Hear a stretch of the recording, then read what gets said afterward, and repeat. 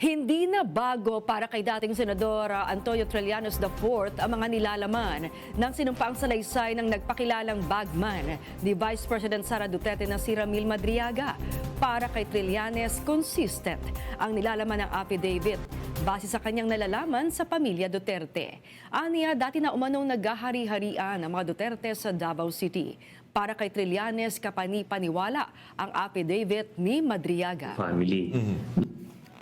Ito ay consistent naman dun sa pagkakilala natin dun sa Duterte family na sila ay involved sa iba't ibang mga illegal na operasyon, kasama na yung illegal drugs, kasama na yung mga pogo at iba pa. At lahat ng uri ng korupsyon, ito ay ginawa nila nung nasa Davao pa lang sila dahil sila yung hari at reyna doon kaya hindi sila nasisilip. Yung mga kumukontra sa kanila, yung ilang media na nag-expose sa kanila early on, pinagpapatay, ano? Yan, sila June Pala at meron si isang certain Soto, ang apelido.